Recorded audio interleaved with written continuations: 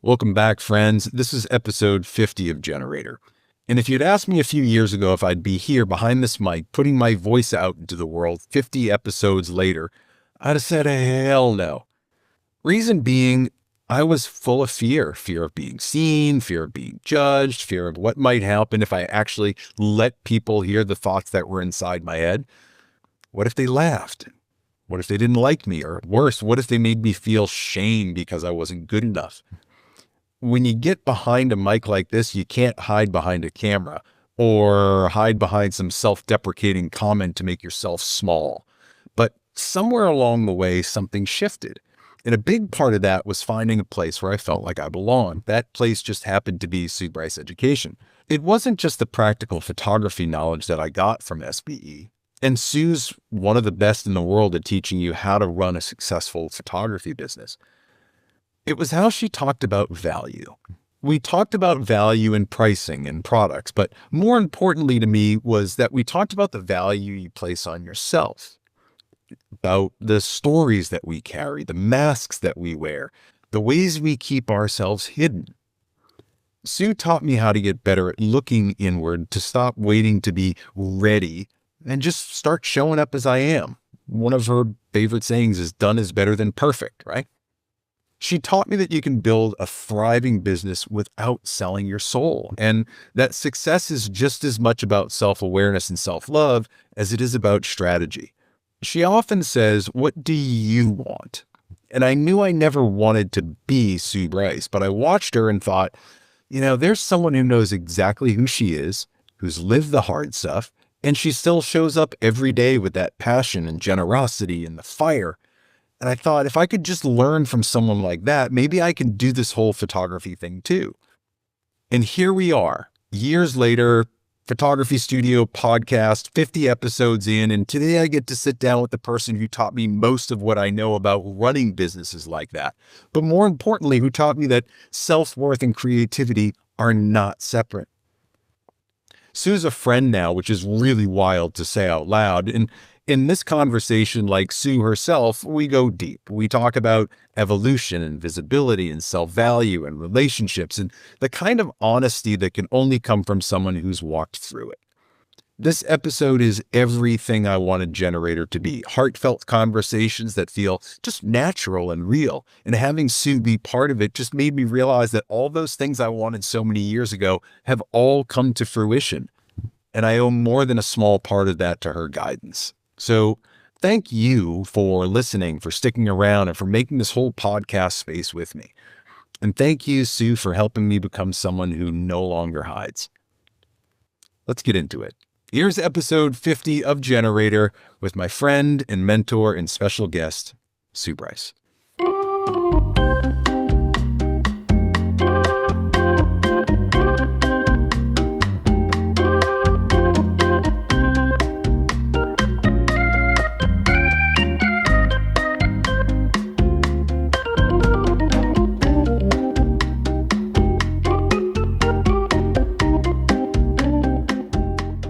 I think, getting back to what you were saying about the course, right? I recorded a 50-module podcasting course. I hated it when I finished it.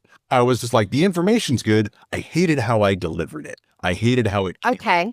So take each video, put each video into AI, ask it to extrapolate the main data points, ask it to categorize all of the information, and you'll have an ebook in a week.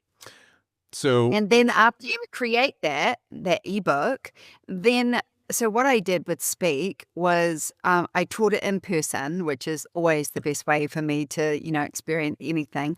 And then I went away and I wrote out the modules. But I wrote out the modules, and because I taught it in person, I instantly just created an ebook called Speak, and it's got 70 pages in it. And then what I did was, that is a vertical printable ebook. And so I took each page out of the ebook and used it as a vertical slide. So it's split screen with me talking to the ebook. So I'm literally walking you through the ebook instead of teaching and then having it's too much. People just are so overwhelmed with content, and our distribution needs to be streamlined. So what happened was I then get the ebook. I sit down on Sunday, just this Sunday, because I woke up feeling very energized. And you know what it was? I've been really down lately, and I don't get down. I'm not a down person. I don't get depressed. I've never had a depressive episode, but I've been really flat. I've just been uninspired, disconnected, really flat. And I got up to walk the dog at 7 o'clock on Sunday morning, and I just stopped walking, and I just said, like I was asking myself a question, what really lights you up? And my answer was so quick. It just so quick. I cannot believe that I get to create content in my own home and make money doing what I love as a creative. So I was like, so why haven't you been putting speak out there? And I was like, because it just is too much. It's too big. I attracted a whole lot of people that want to speak in photo, of course, because I'm not outside of that just quite yet. And I mean, I got 80% photo, I got 20% non-photo. If this is the one thing that lights me up, the fact that I get to create an income with my own smarts and my own experience and knowledge in my own home, in my that I never want to leave this house. And I just was like, what am I doing? So I went out a shower, put a top on, put some makeup on, and I recorded 22 videos, 22 back to back. But the thing is, they're between 4 and 10 minutes long. The average video is 6 minutes. And I was like, you can turn a page in the workbook, watch 6 to 10 minutes of video, and you're away laughing.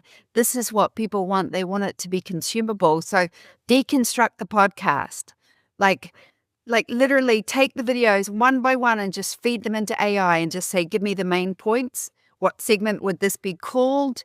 And in Speak now, I've decided after I've finished 22 videos and a 70-page ebook, and then I use the workbook. So now they're going to get the course, they're going to download the workbook and print it, and I am speaking through page by page. It's so clear and simple, and I just cut out all the fluff.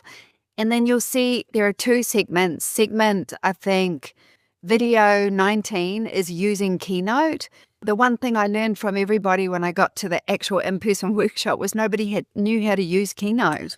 They didn't know how to use it on stage, didn't know how to work with it. So I added that as a segment, and I got Callan to film me on stage, showing where the Keynote is and how it works. And then he came to the studio and he filmed the at-home studio, just freehand, like it was just on the DJI. And I'm talking mic'd up. It was so freaking easy, and I'm going to launch that in the next 2 weeks. So take what you've got and make a product out of it like that. I love you telling me all of that because it just kind of reinforces why I didn't put it out in the first place, right? It was just full of fluff. It didn't sound like me, right? I wrote everything and I recorded everything. Well, technically, Matt, you're like me. I have a broadcast studio in my house. You do too. Yeah. When I want to record content, I can just go into the next room and record content. The problem is you didn't beta test it. You did something most people don't do. You went straight to the recording. That's what I've been doing. And then I watch it and I'm like, this, it's full of fluff. I don't like it. I'm not connected. It's not authentic because I'm not describing it simply. There's too much in it. And then in the delivery of that fluff and too much content, I'm over delivering because I'm obviously trying hard and I can see this. So that's technically a beta test, but you just went 2 steps ahead of everybody else because you have the technical ability to do so. And just because it's filmed doesn't mean it's dead content. That content is perfectly alive and well. Mm-hmm. If you put it in, you can even say to chat, separate the fluff from the facts. Give me bullet points of the main points of this talk. Summarize this entire talk with the main points being the most important part. And then when you look at that, summarize it, oh my gosh, go segment in segment. And if the videos, like let's say there's a 1-hour video, chop it into 15 minutes if you change subjects so you can really hone into one area. It's the one thing I learned when I'm teaching people how to curate content. You see, I curate so much content, but I get to beta test it. I get to do a lot of live events and talks, so I really can chop out the fluff. But if I go straight to video, I'm not beta testing. So now you've got an amazing product already there. You're just going to reverse engineer it from all the look at your podcast as a brain dump. And now AI is going to organize the brain dump for you. The second time you run through it, it's not only in your words, like even the compacted version will be in your words. It's so easy to speak to. I didn't even have a keynote. Like I would put the workbook up and I would answer 3 questions: how to take the next step forward, and obviously multiple options, and why do I need to? And when you do that, it's kind of like, okay, here we are. Now we're going to talk about lights. You've got 3 options. You've got multiple options within those 3 options, but let me give you 3 options. And they're really going to be broken down on cost and technical ability to use. And I did the same thing with microphones, same thing with cameras. I just kept it so basic. And I'm really excited now to watch people connect with that short form content and see what they need next. Because if anybody says to me, well, I would like to learn more about how you set up that studio, then obviously that's an option to add more content. But the ability for AI to organize in this way, then what I did was I took the workbook after I recorded 22 videos, which are being edited right now, and I did it all on QuickTime myself in my studio, so there was no production costs. Yeah, so it's so easy. It's been so easy to do. So really, this is my first short form test. That's what I'm saying. And now what I'm doing is after filming it all, watching them all, because I did edit the bumper, the beginning and end, and out of my first 16 videos, I only had 1 edit for talking. I just let it go free form. Because I had done it so many times, I just nailed it every single time. Now I'm going to write an AI for the downloadable book. Every segment is going to have AI prompts, because AI does not write my content, but it does develop it. And like the fact that I could take your 10 hours of podcasting, whatever you've done, and then make a really cool product from that just from putting it into AI. The best part about it is you're about to feed probably 10,000 words or 12,000 words of your words into your AI. Now this now knows your voice. Like it knows your voice so beautifully, the way you speak, the way you write. It's going to come forward. Now, as you feed in more information, you can say, with everything you know about me and speaking in my voice, like, yeah, start loading those videos. And Craig did it like a year and a half ago. He loaded 67 videos, so 67 hours of video of my voice speaking and teaching, so that he could have AI speak in my voice. It's pretty cool. It's unbelievable what we can do now and how much I use it on a daily basis. It's funny, I was pulling out all my old stuff from the content curator and personal brand, right? Because I got stuck. Just like you were saying, I was like, man, I need to make this shorter form. I need to make it just a little bit more interesting to watch, right? I've already got all the content. I know what I want to say. Yep. It's just, I really need to package it. And I keep studying and studying and studying what it is that you and a lot of other folks that have kind of perfected the short form content, the 4 to 6 minutes, right? Just how and the why. All those main points as the meat and potatoes.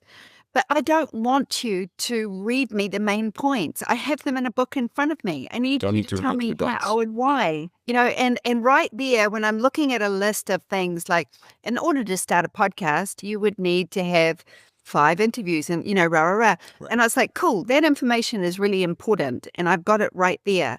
But tell me how and tell me why. And when you think of it like that, it's like, oh, okay, if you've already got the page and I'm speaking to the workbook, the biggest mistake I ever made was creating keynotes and not creating downloadable keynotes or workbooks with everything that I did. Yeah. Now I realize that's what everyone wants, the tangible. And then when you create that real tangible with no fluff, the whole point is you are the fluff. You're the how, you're the why, you're the inspiration, you're the empowerment. So it changes the way you speak now. And now I'm giving reasons to take these steps. And I'm also identifying with how it was difficult for me. And remember the three things, like, this was difficult for me because of this. I saw other people slay this and they had a lot of self-confidence. And then I saw some people do this, but that didn't work for me. And that's really it. Give three options to move forward. Tell me why I have to do it, and tell me how I have to do it, and tell me why it's hard for me. And then once you do those things, that's all people want, is the how and the why. So you've already got all those main points. And then you can just speak to it more like a supportive role.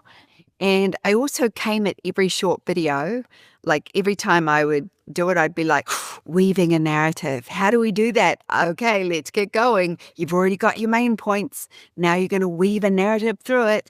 And I was just kind of looking at it more like challenges, because 28 days was one of my biggest workshops. It's at 5.5 million in sales. And to me, that was 28 challenges. They were short. They were impactful. Every day was a different challenge. So I don't know. It's like, it's just the how and the why. Yeah. I think the how and the why is where I really wanted to dig into this conversation. Not so much on the tangible products, right? Because anybody can type in Sue Bryce on the internet and come up with all the stuff you've ever done. But if anyone is like me, who's kind of known you for years, there's been a lot of your own evolution, your own finding, your own how and your own why. And for sure. Yeah. And there's a ton of that I don't think people really see. They see the end product, right? They might hear you talking about it at the beginning, because you're kind of like a comedian insofar as you test your jokes, right? You test the writing and then you record the special, right? But everybody should do that. Yeah, everybody should do it. It's that beta testing, right? Yeah. So, like, I was such an overnight success, right? Like, you think about my creative life being an overnight success. At the point of my creative life, I'd been a photographer for 25 years, right. 20 years, right? 21 years. But the overnight success part came from, like, they got up there and taught that 3-day workshop. I had been doing that 3-day workshop for 3 years. Around the world. I'd been traveling to a sold-out workshop, and I got to do it in person. So by the time I got on that stage, I'd been doing that same workshop for 3 years. I'd just been doing it in person. So it was like I had beta tested it and developed it, and beta tested it and developed it. And I think that's what people don't see, is the stuff that how you beta test and how you know what connects. So that's a big one. Part of that whole creation process, and I battle with it a lot, right? So the past 6 months or so, I've really battled my own ego. I've battled perfectionism. I've battled all these things that I thought I had kind of moved past, but it all circles around every now and again. So I've been in a very kind of flat state as well for about 6 months. And it's those moments that I know that big change is coming, only because I'm putting the attention into what is it that I want and how do I want to get there. You've talked about perfectionism in the past. How do you deal with it now versus how you used to deal with it, let's say 20 years ago? Perfectionism is born from not good enough. And it doesn't have to be perfect. It's never going to be perfect. It really only has to be perfect for my client and perfect for me.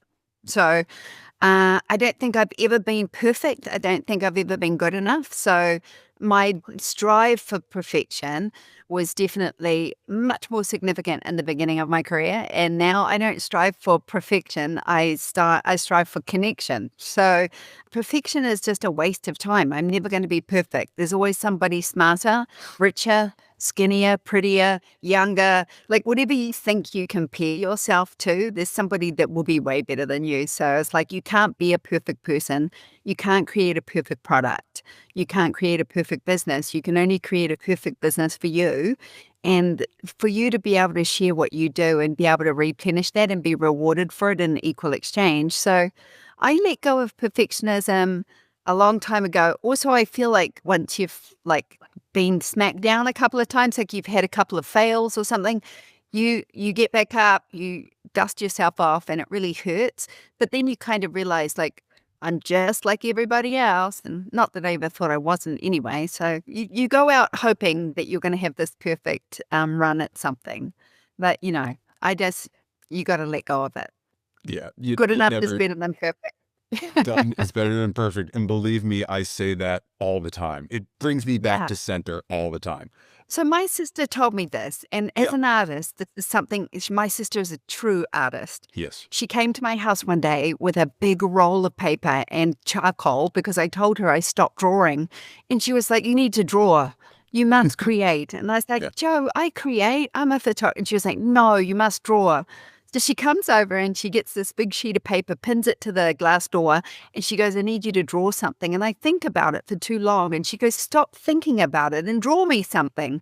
And I just looked at her and I was like, "No." So I started drawing a figure, and it became this piece that is one of the best pieces I've ever drawn in my life. And I must have spent good 20 minutes on it. And I was just like raking out this charcoal and experiencing it. And it was very much working lines and messy and intensely emotional.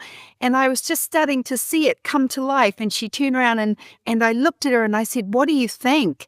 And she said, "I think you should stop." And I was like, "But it's not finished." And she was like, "Yeah, it is." Mm. And I remembered like my mum, when my mum taught me how to retouch photographs, she said it takes two artists to do a piece of art, one person to create it, and the other to tell the first artist to stop when they've done enough.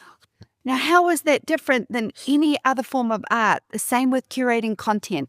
It's never enough. I have to do more. I have to give more, be more. You're enough. You just created something. It was joyful.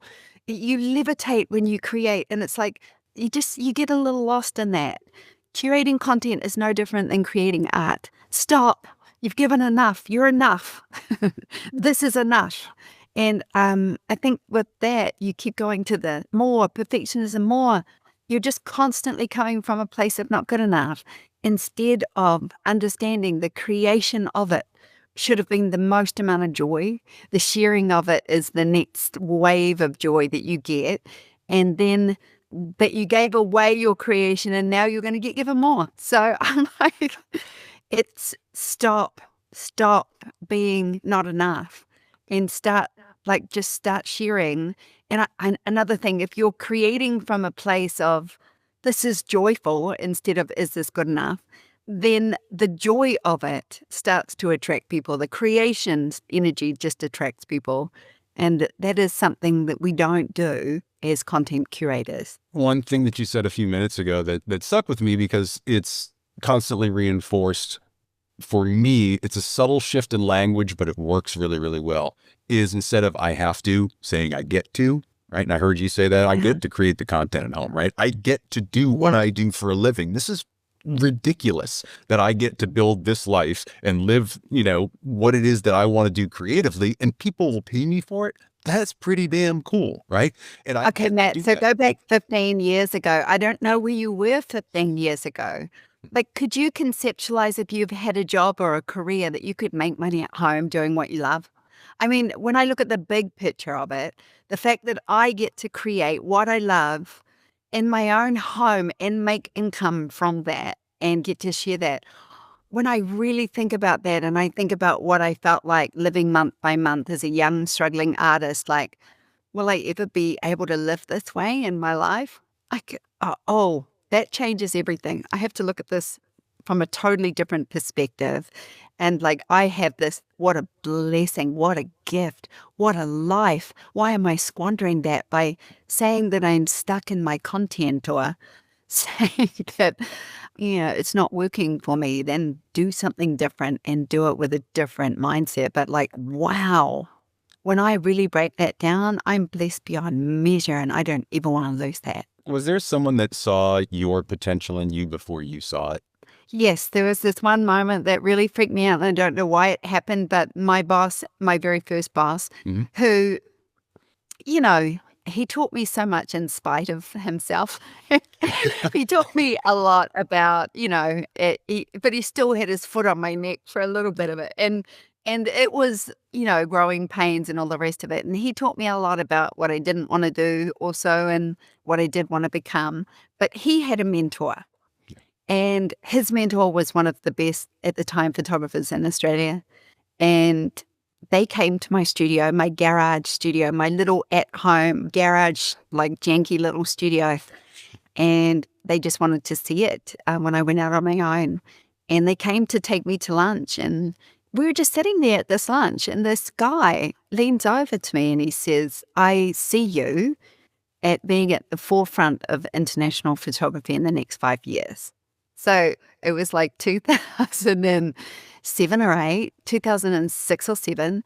I just like started making money and was like really pushing into the studio. I wasn't in the big space yet. And he just said it to me, and I was like, well, number one, why would you say international? I live in New Zealand. I had no intention of living anywhere else. It was weird. It was like he was sort of had a prophetic moment. And it stuck with me because when he said it, I remember just thinking, he sees that in me and I don't see that in me. And I think afterwards I went away and I started to see maybe that vision for myself. And I was like, well, maybe I could be in the international space. And then I started to look out, and the photographers that I straight away saw were Australian, and they were wedding photographers. Jerry Gionis and all those big photographers were blowing up on stages and going to Vegas to WPPI. And like, you know, I could see them traveling the world and getting published by Rangefinder magazine in America and stuff like that. And so that was the first time somebody spoke something out loud to me that wasn't part of my vision. And it made me go, wait, what? And I was so truly impacted by that comment. And he's an incredible man, and it was a beautiful thing to say. So it changed my life. We all need that time to time, that little bit of support from outside, someone to just tell us, you know, you've got what it takes. Just keep with it, have faith in yourself, right? And you'll get there. And sometimes, you know, we're like, that's bullshit. That's never going to happen. And then when it does, we get to look back and say, well, they planted that little seed subconsciously, and here I am. And so I guess they were right. You've told stories like that over the years. When you hustle and hustle and hustle for 26, 30 years doing your craft, and you're building and you're building and you're building, and then you stop, you step back from it all for a little bit. What did you hear in that silence? Ooh, everything. Give up, like you're done, life's over. So yeah, we sold in April 1st, 2021 in the middle of COVID. And there was so much going on in the world, and there was so much going on in my life. Like I was menopausal, I was in perimenopause, and I was about to burn my business down. I got to a point where I was going to set fire to it. I was not managing myself at all, and I was not prepared for what was going to happen during that time. So I had a really tough time. And then all of a sudden we were in due diligence and we were selling. And, you know, I had kind of grieved or been through this process with my camera a few years before, because I was definitely coming to the end of my shooting career, and that was painful. And it was not, I was coming to the end of it because I didn't love it anymore. I didn't have the joy when I touched my camera. I only felt grief. And the thing is grief, and I'd say grief, not sadness or anything, it was grief. I would touch my camera and feel this instant like grief in my stomach, in the pit of my stomach. I'd lost my joy for shooting after, you know, all these years. And the grief came from not feeling that, you know, when you touch your camera, I had a hunger to build a business in photo. I had a hunger to be a better photographer. I had a hunger to master my craft. And that was suddenly gone, and it left me bereft, and it felt like grief, and I hated it. And then I guess in my personal life, I had to do a lot of work on, you know, getting through menopause, and which I did. And it was fine. And it was just a tough 4 years to be at the helm of a really big business in a really high stress time. And so then I think I had this horrible 2 years where I was like, I would have told you there's no identity crisis. I don't even see myself as a photographer, you know, all this stuff. And then now at the end of it, in hindsight, where I'm back, I'm just like, wow, what a crazy time to be hit and just really disrupt my life. And really came down to, I realized something. My identity was not tied into being a photographer. It was tied into being a business owner and an educator and the head of this business and the boss of all these people and the leader to this community. And I had so much like stress around carrying the load of all of those things that the weight of it coming off me was a blessing. But then all of a sudden, a couple of years later that I sunk into it, I just realized that I don't think my identity was really around photography at all. I love being a photographer, and I've started to reconnect to my camera with joy again so I can tell stories with it. And video is calling me way more than stills are now, and a video is the form that we want to create in now anyway. So my identity shifted, but it was about holding the responsibility of all the stuff that I was holding. And it was about, who am I? Who am I I overcorrected into a lot of masculine energy, which you do when you have to hold all this up. And I just didn't even know who I was as a human. I had to reconnect to all my friendships, because it turns out when you give your business 15 years, 15 hours a day, you actually lose some people. Oh, that hurt. I had to actually, to every single person in my life, just reach out and give them love and reconnect to all my friendships. And I lost some. I really lost some friends. They just didn't come back, and I didn't nurture them. So that killed me. That hurt. I reached out to every one of my family, my nieces, my nephews, all of them, my siblings, and really reconnected from here. And, I'm most proud of my marriage. I don't have children, so I don't have kids to be proud of, but I'm really proud that I have a relationship that I work on, I love, that I live in a home with someone and live in a world with someone I really love. But yeah, identity. Who am I and what have I got? Do you believe that's something that weighs on you? But it does. And then I just had to come back to being a creator. And what am I when I'm joyfully creating? Here's something that really got me, was I'm so used to creating things that people need, I stopped asking myself if I even want to create them or if I even like doing it. I got so used to filling the demand of my community, my audience. I would force myself to curate content for them because they asked for it, not because I wanted to or connected to it. So yeah, there's a lot to unpack in there.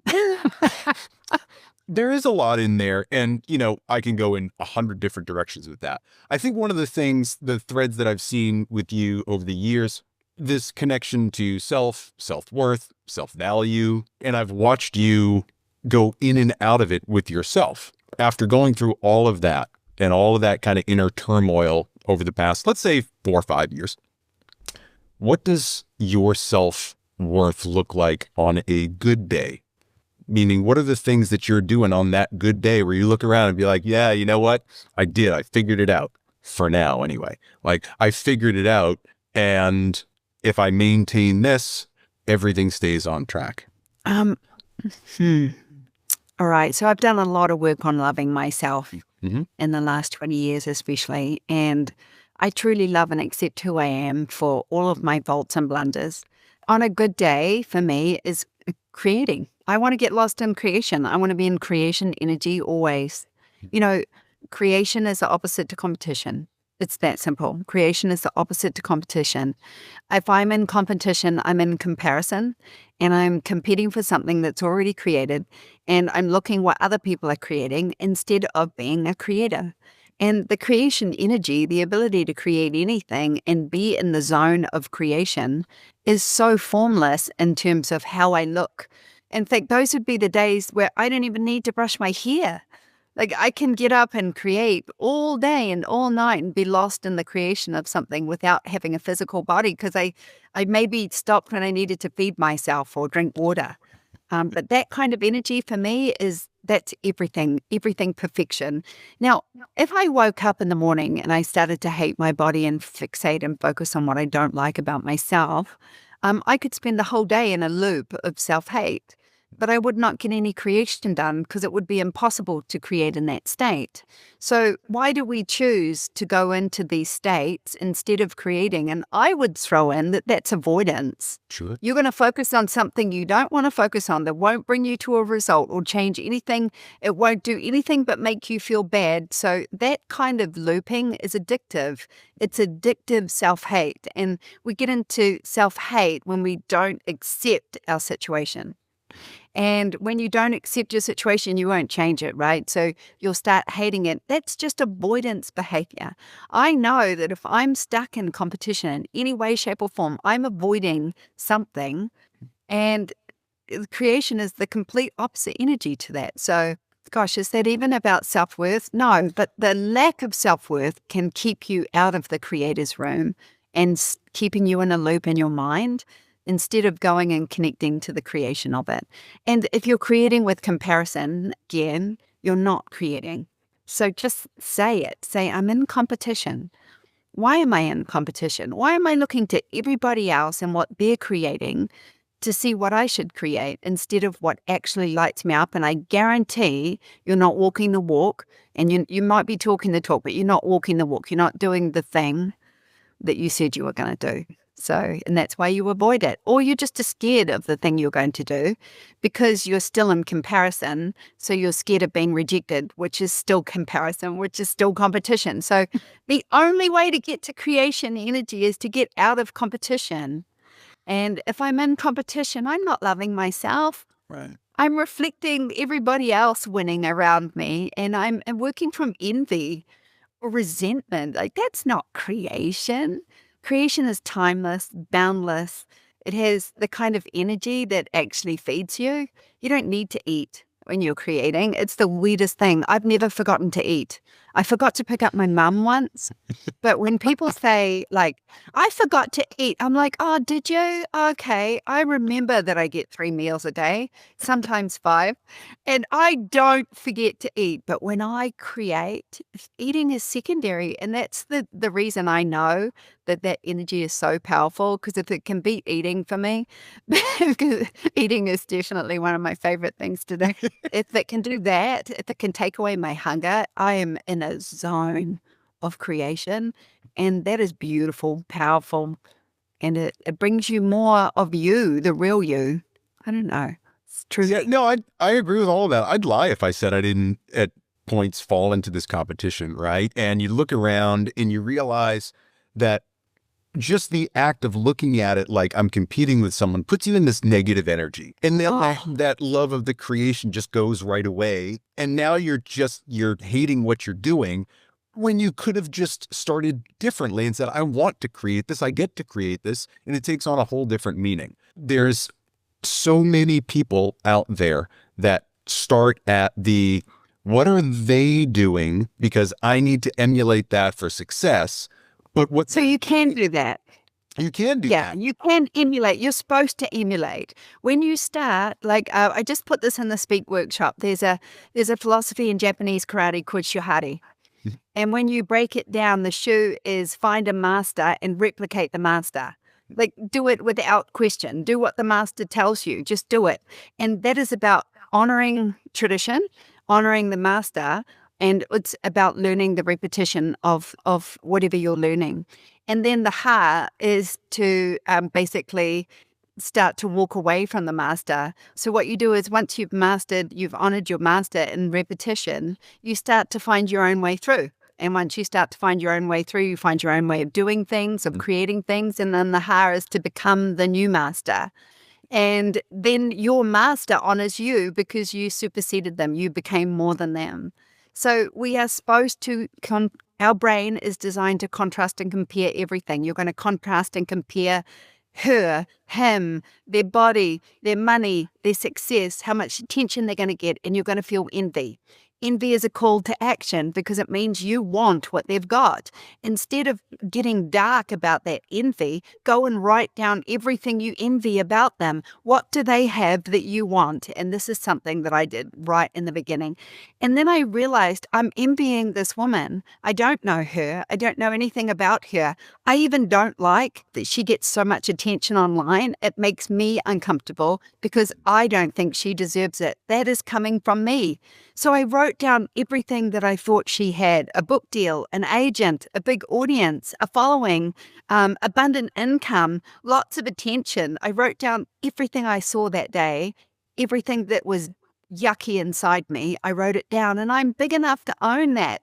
If you're not big enough to own your envy, you're not even aware that this is what you want. And it was weird because it sat really weird for me, this uncomfortableness that this woman was making me so uncomfortable on stage, and that I was being really disrespectful to her.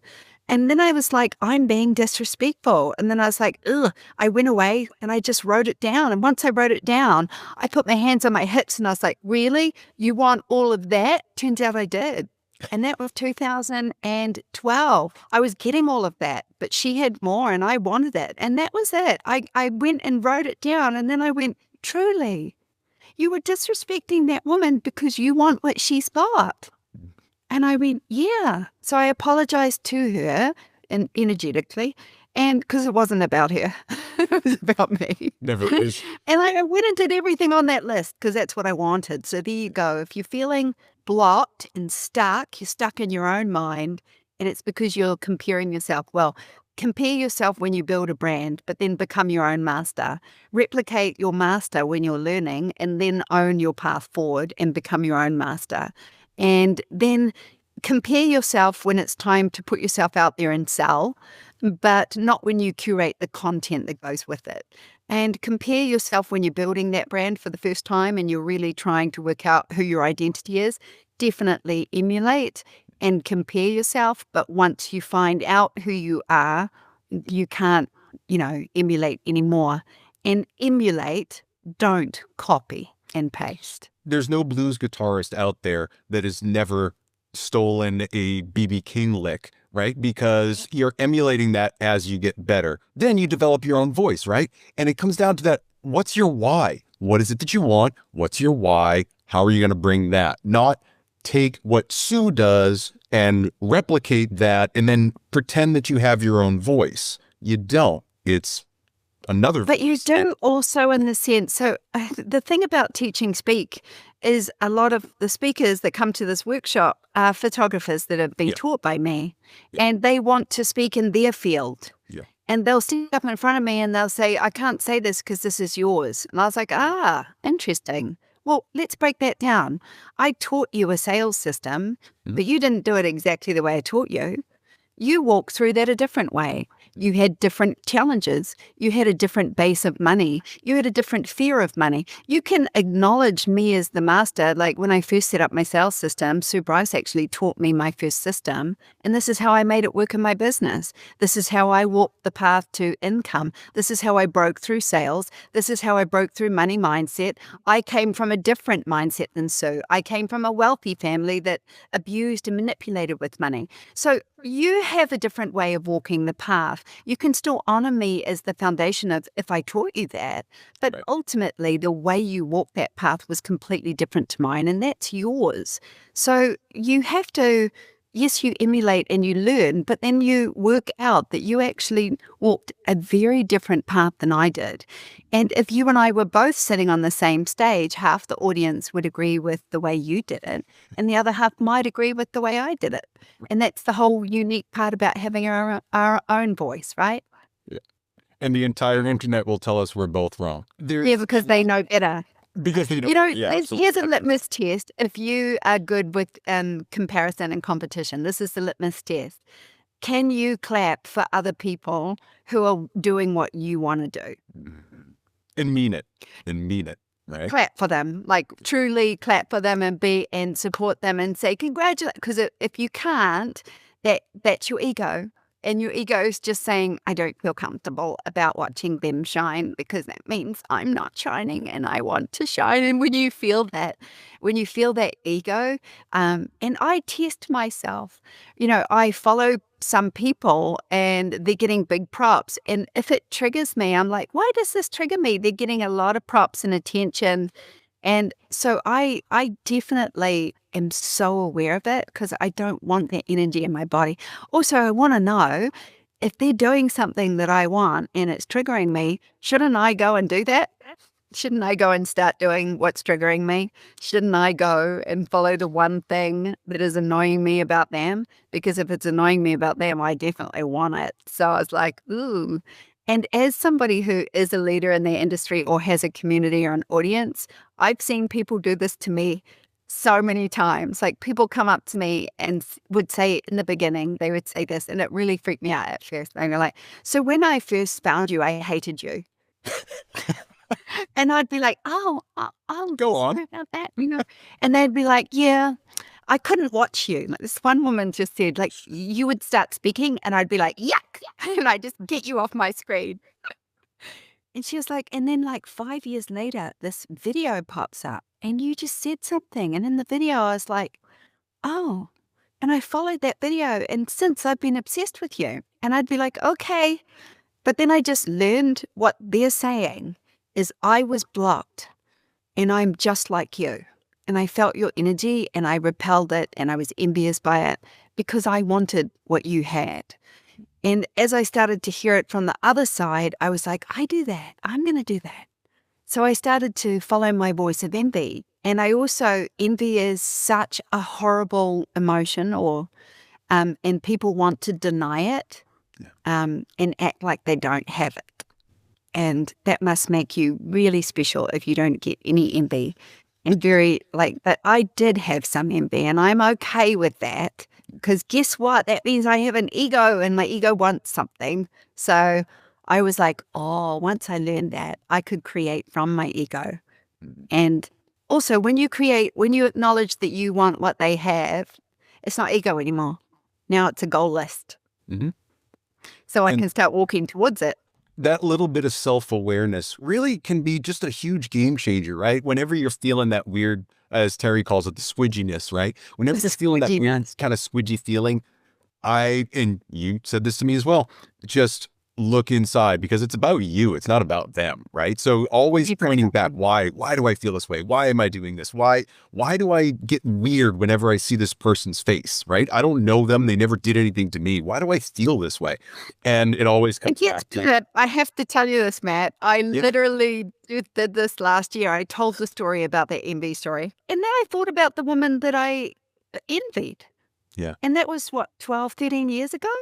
So I don't know why. I just went to her account on Instagram to see where she's at because I was like, I really targeted her. It was definitely her. I go to her Instagram and she's doing great. She's got a new book out. She's got more followers. She's absolutely killing it. She's putting reels out, 2 or 3 times a week. I look at her account and instantly go, nope. And I don't know if it's envy or what it is still, but I'm going to go back and have a look because now that I've said it to you out loud, I have to go back. Why can't I follow this woman? It still triggers me. We all have it. It's a little substance. I just get a little trigger when I see it, and I'm like, no. So there must be a new envy list there that I have to go and write. When was the last time you started something new? When were you a beginner? When was the last time you were a beginner at something? And did all this weirdness like cycle through again? And did you start like battling ego as you learned the new thing? Or were you at a place where you could approach it a bit more rationally? I hate not being good at something. Yeah, me too. Like when I start something, I like to have natural ability. Like I'm one of the, even a game, like, oh, she can play, or she can catch a ball, or she can hit a ball. I like to have some natural ability. But yeah, I start things all the time. And I'm just like, it's really weird when you go into a room full of beginners, and you're a beginner too. And yeah, I don't like it. I don't like anything about it. I hate not being good at things. And it made me realize how much validation I get when I'm good at things. And I hate being a beginner at anything, but I also am one of those people that I'm a little bit of a obsessive focus, right? So when I like something and I'm a beginner, I'm not going to be a beginner for long because my desire to consume it and work it and do it will be extreme, usually extreme. I'm pretty extreme like that. So, But but yes, that I don't like it. obsession, that being extreme, that obsession with, wanting to be better.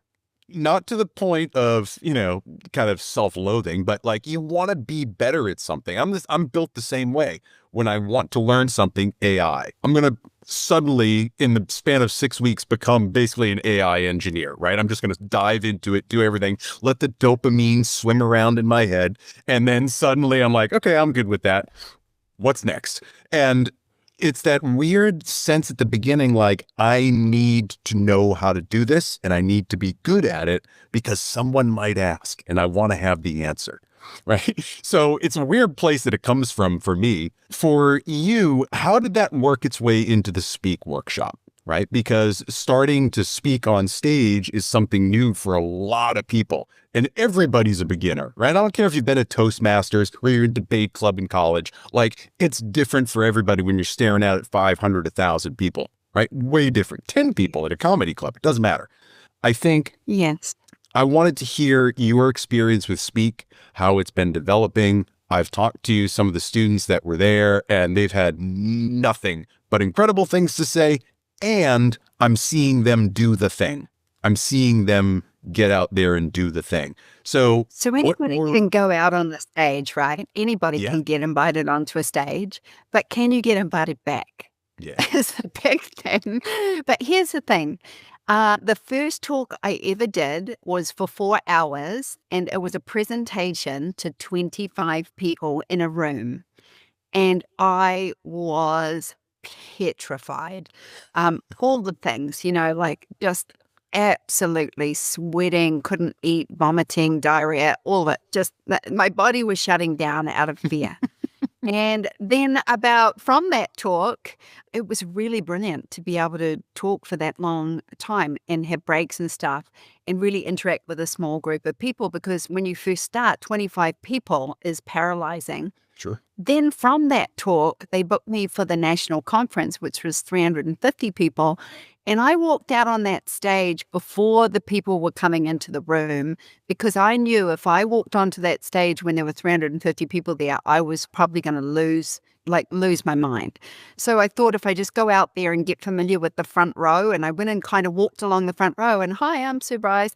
And I kind of tried to take the fear away. How I felt walking onto that stage with 350 was no different than how I felt that first time with 25.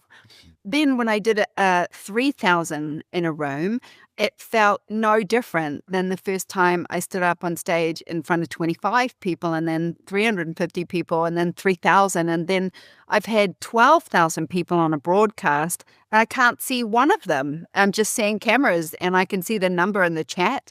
And it's 12,000 people are watching me.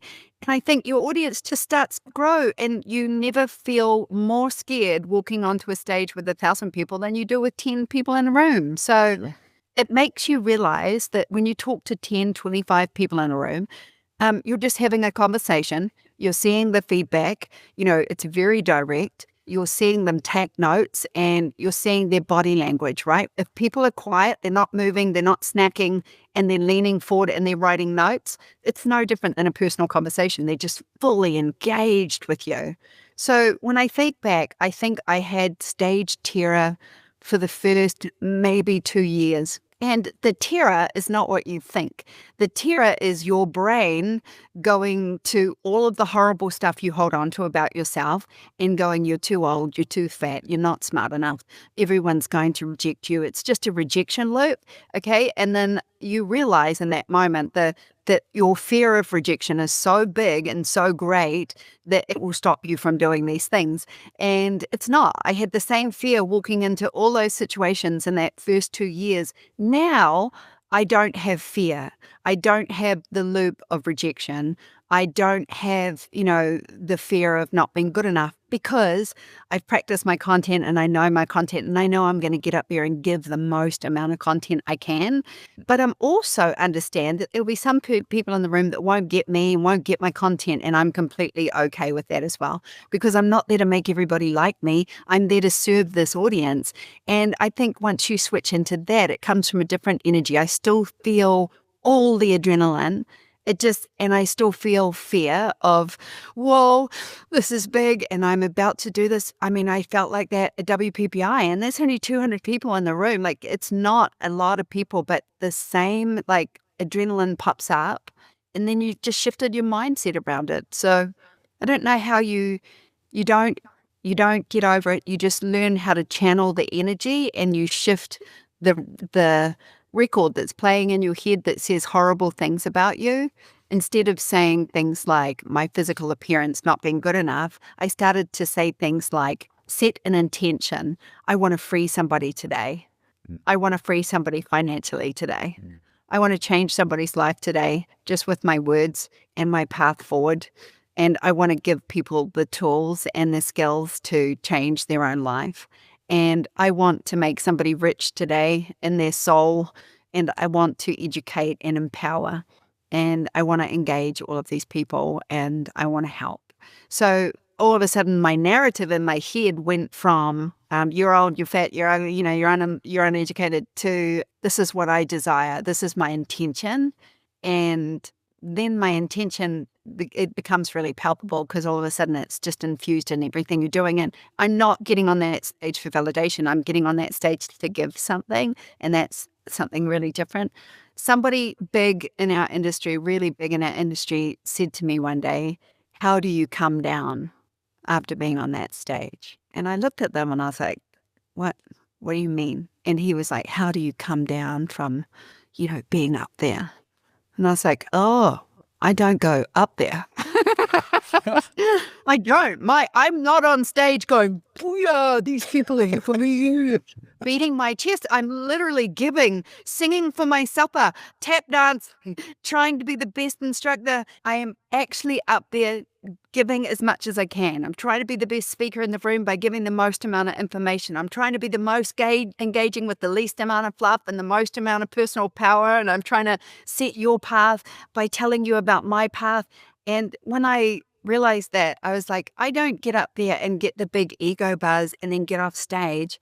I walk off stage like most people do. I look at the person who owns the conference or the event and I say, was that good?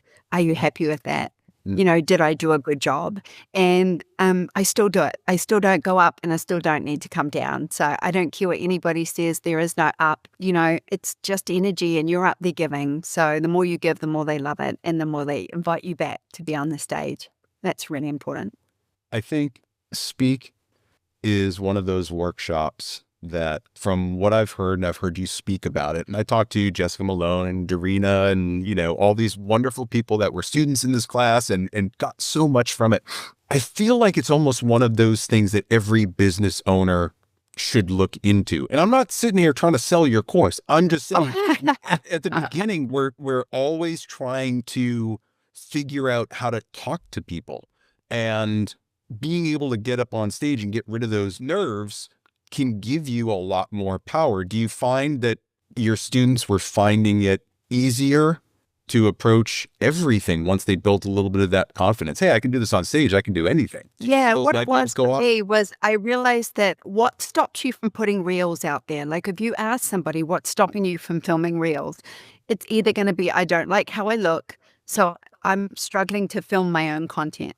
I don't like how I sound. I don't know what to say. It's those three things. And for me, the first part of the Speak workshop is marketing reels. If you're not showing up as the voice of your business, then you've got a major problem. So if you only do that workshop just to do your marketing reels, the second one would be networking events. The first opportunity you get is not only to build business relationships, is to actually get up and speak for your business at a networking event, and that will significantly change everything about your business. If you coach or create content for people, you want to be at the front of the room at a networking event, because everybody sitting in front of you are now potentially people you can coach and help in business. But more than that, just the business to business relationships that you build, you can't do that unless you put yourself out there as a speaker. And if you think about those two things, marketing reels and networking, how important they are for the first steps of growing your business, then clearly we all need to start speaking. I think we existed with stills, and photographers especially love stills because that's what we're brilliant at, and we have the extra ability to Photoshop them. So we can take our images to a very high level. And these stills existed on Instagram as a photo sharing app, and we all built businesses and Instagrams. And then all of a sudden it went to video. And all the stills photographers are like, what? And a lot of photographers can't show what they do because the process of what they do and the finished product is so significantly different. But recently, one of my friends who's got 3 small kids, they live in Colorado, and they booked a family photographer. She told me this after they did it. And she was like, so we booked a family photographer and we were going to go to this place and do shots. And the shots are beautiful and we bought them for the wall. But this photographer filmed a BTS video of us doing the shoot. And she was like, I can't stop watching it. I post it. I'm obsessed with it. And I was like, how crazy. We are still creators, but the video aspect of what we do is making us speakers, connectors, and videographers. And I think this is really, really important because stills will always have their place, but now marketing is about video. So the showing up to talk for your brand has to be the most important thing that you can do. Everything after those two things, marketing and networking, are simply building more products. Like you can host a podcast, you can host a YouTube channel, you can host live events, you can do workshops, masterclasses, you can be an instructor and teach craft.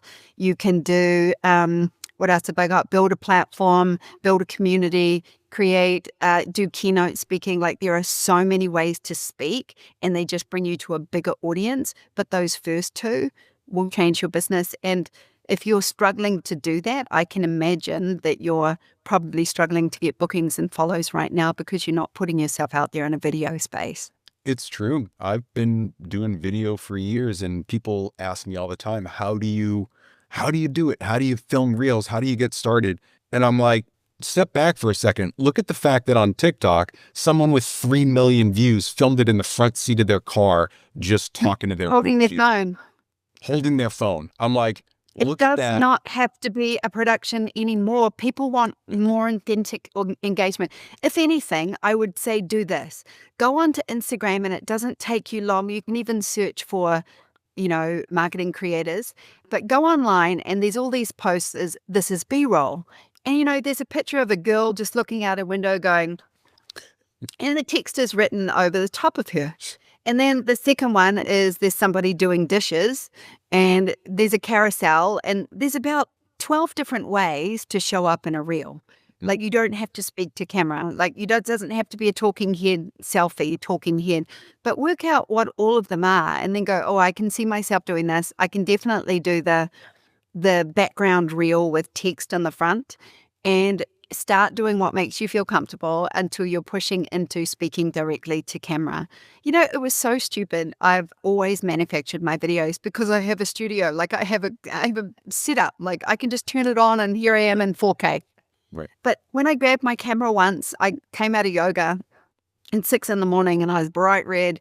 And it was the first time I've ever gotten to a 5 a.m. yoga class. So I just recorded myself talking about that like for 2 minutes. I got so many personal messages, but weirdly, like a year later, somebody said to me, oh, you're so brave. I said, brave? Nobody's ever called me brave before. I said, brave? And she's like, yeah, you just put yourself out there with no makeup on after yoga. And I was like, but like, that's literally how I walk around in life. So that wasn't just after yoga. Like, it's pretty much looked like that for the rest of the day. And I thought about it afterwards, and I thought, oh yeah, people really connect to you being real. They really connect to you being truthful and honest about what you're doing. And some reason talking to camera like that takes away the production and the fakeness. Even hair and makeup can make it just, it's so crazy how we're connecting. But if it's connecting, do it. Yeah, that's the big thing. Speaking of connection, I hear you talk about your husband a lot. And over the years, as you've publicized a little bit more and more your love for him, and it's obvious you guys have a very strong relationship. I hear the adoration in your voice. I hear the love in your voice. I also know the you before your husband. And is there a version of you, or what would you tell the version of you that was so obsessed with career before that they were kind of pushing love away? Now that you found that love, what would you tell that person? Yeah, he changed my personal life, and that was something that I don't take for granted. He definitely changed my personal life. I was definitely cut off. I avoided it because it wasn't an area that was very good in my life, and I couldn't do it well, Matt. So when I don't do things well, I don't do them. I was not good at having long-term relationships and stuff. I just didn't want to be with anybody that required me to give them all of my time and attention when I had so many other things that I wanted to do. And I didn't love myself, right? So they say when you're single, go and write a list of all the things that you want in a perfect partner. And I did this. And then one day I was talking to this very wise woman, and she said to me, this older woman, and she said to me, read me the list. So I read the list to her, and she was like, that's a beautiful list about you. And I was like, what? This is the perfect partner. And she was like, no, that is a list of your qualities. Wow. And I was like, oh. And she was like, and now you've listed your qualities. That's what you look for in somebody else. And I was like, okay. So I started to do this thing where we started dating, and he was not in. I could tell he was not all in. And I started to get a little, if he's avoidant in love, then I was definitely anxious attachment. And I started to try really hard to make the relationship work. And I realized I was just pushing it away. And I started to get frustrated in the first year, and in my head I was like, this is not working. We're not connecting. We were dating and everything looked good on the outside, but I could tell when we were, starting to be alone that it was just like, it's like this dude's not really into me. And I started to think it was all my fault. And of course I'm not good enough. And that's what I went through first. And then all of a sudden, I just realized, like, I walked into the kitchen, he was in the lounge, and I was like, do you want some water? And he said, like, no, like that, in a way that was almost like, you're annoying me or you're not my mother. It was the way he said no. And I remembered thinking, well, we were watching a movie. I got up to get a drink of water. It would just be natural for me to ask, you want water? Like, I don't know why this happened this way. He said it in a way that made me feel like a doormat. And he was like, no, like, you're being a doormat, stop. And we had a conversation about something completely different. And he told me to be the hot girl in this situation. And to being the hot girl does not mean work on your hot self. It means if I loved who I was and I had full confidence, would I accept this situation? And when he said it to me, I was like, oh, I'm not being the hot girl in our relationship. I'm making it all about you and trying to make like you happy. And I'm not doing anything for me. So I didn't say anything to him. I thought I've got one shot at making this relationship work. And I stopped doing anything for him. And I started doing everything for myself. I went and, I'd work out and I would be like, hey, I'm going for a walk for an hour. And he'd be like, oh, okay. And I would just go and do my things. And I didn't ask for like time or anything. I just put myself first. I made myself a snack if I wanted one and do you want a snack or do you want water? And when he would get up, I would say, oh, I'm thirsty. And I'd make him get me water, which, by the way, he started to love doing. And I realized, I was like, oh my gosh, I'm not being my true self in this relationship. I was trying to be this watered down version of me, trying to make him happy, but I wasn't really working on myself. So for 6 months, I did nothing but work on myself. I just worked on what I want, my balance, my body. I caught up with the friends. I went away for weekends, and I didn't focus on this relationship being like the be all and end all. And he started following me around, and then he asked me to marry him. So I figured that I was not being my true, beautiful self in this relationship. And he was not 100% committed to me. And I could feel it. I say to people, I didn't like the way I saw love reflected back in his eyes. When I started to love myself more and care for myself more and prioritize myself more, I saw love reflected back at me. And I was like, oh, you love me. And I was like, and it's because I love me now. I'd always really, really didn't work that out. And it was so bizarre. When I thought we were going to break up, he ended up proposing to me. And we've talked about all of that. And, I obviously share. I'm an oversharer. So, he knows that I've said that because I've been doing broadcasts where I've said things like that. And I've looked over and my husband is literally in the room going, did she just tell everybody that? But I did. And that was it. I was like, oh my gosh, I was not loving myself. And I was trying to give everything to him like a little doormat. And I'm sure that was really repelling, especially when I'm such a ball breaker in my daily life, to be so anxious in my love relationship. I also asked for something from my husband right from the beginning. I said, my husband has a lot of friends. Like a lot. He's a people gatherer. And we have big parties and a lot of people in our guest house all the time. My husband is just the person that attracts people. Yeah. So I said to him, you can go away for as many boys' weekends as you want, but you just need to make me feel safe. And he looked at me right in the beginning and he was like, how do I make you feel safe? And we talked about what makes me feel safe as a woman, as a wife. And he has done nothing but make me feel safe since the day we met. And even his friends say, you've got a pretty long run, dude. You can do a lot of what you want. And he says we don't have kids. So if they have kids, then obviously there's a reason they can't quite go as far as my husband does. But he always looks at his friends, and I've heard him say it, and he says, do you know how to make her feel safe? Gives me goosebumps all over my body. We all have a different way of feeling safe in a relationship.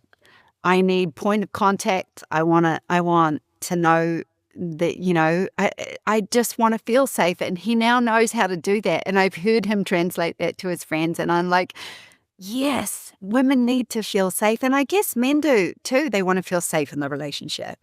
They want to feel that they're not getting cheated on, that they're being honored and loved. And that is a safe feeling. So I got that from him right from the beginning. So falling in love with myself and prioritizing myself helped us meet in the middle. And then feeling safe, both of us making each other feel safe. I have a strong relationship because of it. And I really, really love that.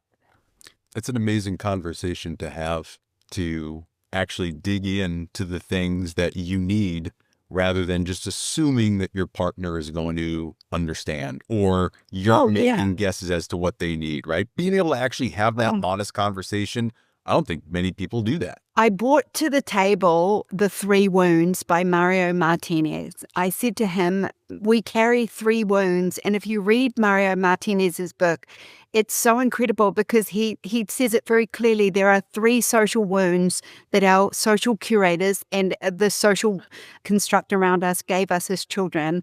And he said there's not more. And when you really break it down, it's like we carry 1 or more of these wounds. The first one is abandonment. If you were emotionally abandoned by a parent, you will grow up with a feeling of abandonment, that people will leave me and I'm not good enough, or they'll leave me. And people who have abandonment will abandon people before they get abandoned, because we do the wound to other people before they do it to us. Yes. Betrayal. If you had a parent that betrayed another parent, or you'd been betrayed, in a relationship or by a narcissist, betrayal will be a big wound for you, and you will not trust in love, and you will not believe that other people will not betray you, because you will believe everyone will betray you. And the third one is shame. We grow up with shame of not being good enough, or the shame of, I'm a bad person, or the shame of not being good enough. And when I brought these to his table, I was like, right, let's break it down from childhood. Like, if your parents got divorced, there's abandonment. Like, if there was some trouble in the home, there was shame. And right from the beginning, I sort of went, this is how we carry wounds from young life into our relationships. And then we set this goal that whenever somebody gets triggered by something that the other has said, we ask, how did you hear that? Not, I know what I said and I know what I meant when I said it, but how did you hear it? Through what filter of your past did you hear this? And now my husband can just go straight back to, because I didn't like this when I was a kid, and that made me realize that triggered me. Like, we both do it, and it's just changed the way we interact because we realize we're both hearing things through a filter of our own past. And I'm never going to intentionally hurt this man. He's never going to intentionally hurt me. So I have to ask, like, I have to constantly go, like, I didn't like it when you said that because it triggered me this way. Mm-hmm. And now we kind of got to the point now we don't really trigger each other anymore, because that's in the early part of your relationship where you learn all your triggers and you learn all your pasts, and it makes a big difference. So bringing those wounds to the table was like, this comes from one of those wounds. You either feel betrayed, you feel shame, or you feel abandonment. So I was like, okay, let's address that. And let's look at the filter in which we grew up, and let's listen to the filter in which we hear things, how we hear things. And it's like, there's no more than that. Always turn towards bids for connection. We both connect in different ways, right? I'm definitely going to be touch, and he's definitely going to be quality time. So if he asks me for time, that's his love language. That is a bid for connection. Turn towards all bids of connection. And if you are not bidding for connection, that means you're not asking for what you need. So I was like, when he wants to spend time with me, I'll make the time, because this is his love language. When I want to be touched, I back up to him, and he will rub my shoulders, he'll rub my back. But I used to sit at the other end of the couch and wish he would rub my back. Instead of bidding for the connection myself and actually going, rub my back, babe. And we're in equal exchange, because you can tell when one of us is out of balance because the other one doesn't want to give what the other's asking for. Right. And that's always, you can't withhold love. So turn towards it. You talk about the things that we carry from childhood, and it just got me thinking, your life has changed a lot since New Zealand, right? Growing up poor, trying to figure out life, having this great family, but just not knowing what life has in store. Things have changed drastically for you. In those versions of you, is there one that you miss the anonymity, or, you just long for home? Or have you come to peace with everything, with all of this growth? What's changed, and do you grieve a version of yourself from years ago? So I grew up with a family of artists, and to be able to curate content at home and make money from it is the ultimate goal, because we're artists. That's what we do. We're all creators. All of my family are creators. We all build and create things. The difference being is I learned how to value what I create and ask for money in equal exchange from it. I don't think I'm a lot different in how I grew up. I just have income, and I would have been a very happy poor artist. Because what does that do other than be happy when you're creating every day? And as long as I had food on the table and a strong family unit, like, I don't look at my childhood and go, oh, that was bad. We grew up barefoot artists. Like, my parents were, I always say I was raised by wolves, but truly I was raised by an artist and a musician. And that's really all they were. They never wanted a lot of money because they never needed it to be happy. They were just the happiest people I've ever met. But we did struggle. We struggled month to month, and we didn't have a lot. But it's like, the artist mentality for me is more important than anything else. I'm just an artist that gets paid, and I have a nicer house than my parents had.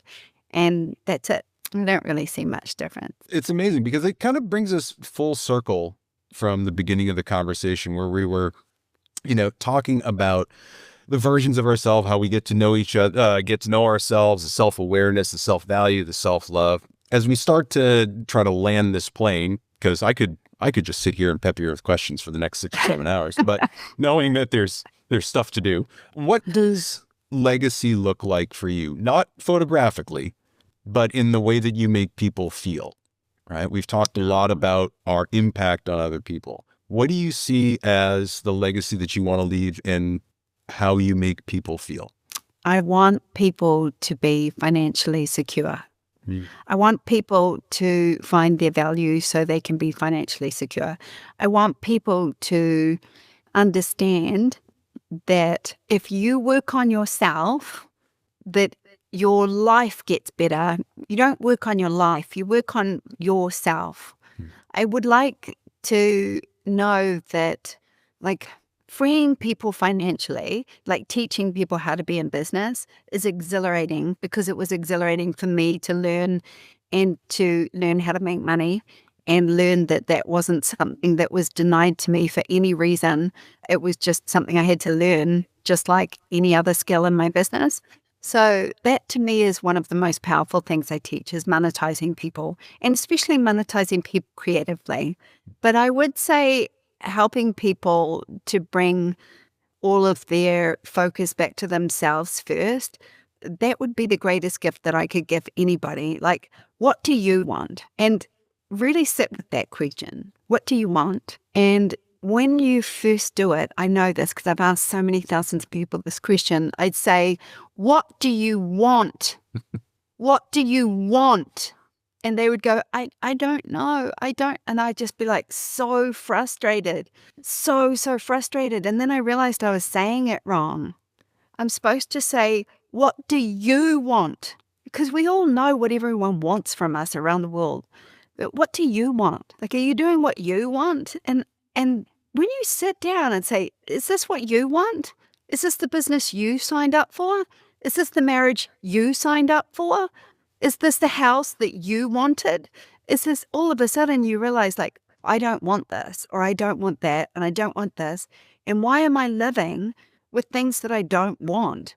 And then we feel trapped and we feel stuck, and that's not true. So if anything, it would be that you're worth more. And I think if there was a legacy quote about me, it would be, you have to see yourself as more in order to ask for more, so that you can step up and receive more. And if you're not getting more in life, you're not focused on what you want, and you don't believe you're worth it. And that would be everything that I could teach in business, in life, as a creator, as an artist, as a human, because it really came down to, what do I want out of this life? And I'm not being held back by my lack of education. I'm not being held back by my birthright, or my lack of, or my ethnicity, or anything like that. It really comes down to what I want. I mean, I might have more challenges because of all those things, but we don't ask ourselves what we truly want. And when you do, you're going to be really surprised that it's not what you're getting right now. And that's because you're not focused on what you want. You're focused on what you don't have. And if you focus on what you don't have, you're going to attract more of it. It was a game changer to hear that inflection when you asked me, what do you want? Yeah. And I was like, I'll give you the answer that I think I'm supposed to give you. And then you said, that's bullshit. What do you want? And that changed everything for me, because it really does. Simple questions like that help you reframe everything in your life. It helps when you say, what do you want? If you've ever had somebody stand in front of you and say, what do you want? Mm-hmm. What they're really saying is, tell me what you want from me. Mm-hmm. They're not saying, what do you want? They're saying, what do you want? Just tell me what you want and I'll give it to you right now. And it's like, no. I think, especially women, we tend to do this thing where we don't consider what we want. We consider what we're doing for everybody else. And if everybody else wants it, then it's wanted. But it's not what I want. It's not how I want to do things. It's not how I want to live. It's not how I want to make money. And I didn't realize how much we got lost in that. So I don't believe many people can really tell you what they want until they sit down and do that work. And start with that list. I do it all the time. Start with what you don't want anymore, because we all know what we don't want anymore. And when you look at the list of what you don't want anymore, you'll realize how much you focus on that. And that's why you're getting more of it. And then start to write the list of what I really want. And then every single day, just walk towards that. And the fastest way to write an I want list is to feel envy for somebody else. and say, what have they got? Do I want that? And oh, that triggers you. You'll realize how often you don't live in alignment with what you truly want and your heart's desire, because there'll be a stupid thought there like, I can't make money this way. I can't do that because my mum's voice pops up and says, why would you do that? Like, get a real job. Whatever it is for you, that's going to come up. And the truth is that's what you're actually dealing with. That hurdle is the belief around not having what you want. You know, if you create an I want list and you don't take action on it, that's just living a dream. That's living somebody else's dream. I want that, but I'm not walking towards it. I'm living somebody else's dream and I can't have my own dreams. It's the Which only first thing. begets more negativity and self-loathing, and you just feel bad about yourself. And it's just, Yeah. And you attract more of what you don't want. It's like Pressfield in The War of Art, in that big R, resistance, right? Resistance is always there, right? You can either just kind of let it control you or not. And Yeah. asking that question, what do you want, I think is such a great place to kind of wrap this up, because I want to leave everybody with that. Everybody that I know that has worked with you on this aspect, right? Not the photography, but more the self-value and asking what you want. Where's your alignment? We all came away with the same thing, which is, oh shit, I never asked myself that question. I never really stopped and considered it. There have always been goals. There have always been kind of this North Star that I'm guiding towards, but it's never really real until you start to ask yourself, what do I want? Not do I want to give other people, what do I need them to get from me? It's what do I want? And you feel it. This is not a thought. Yeah. This is a feeling. When you really answer the I want, it's very palpable. Yeah. And you can feel the feeling when you think of it. So don't just write a list, like feel the list as you're really writing down what you want. And you might be very surprised at some of the things that you write down. Also, what we're looking for is that I want this, but I can't because. As soon as you give me your can't because, I can tell you how to move forward, because that is a belief or a boundary. And those two things, you either have a belief that you can't have it, or there's a boundary you need to set in order to get it, and you can't set that boundary. So it's always a belief or a boundary. But as soon as you tell me I can't because, that's the secret sauce. When we say, what is it that you want? Years ago, I remember, before I even knew you, I had started watching you online. I said, someday I'm going to meet this woman, and someday I'm going to be a peer to this woman. And here I am with you on a podcast, and it's just this big full circle moment. It just feels great.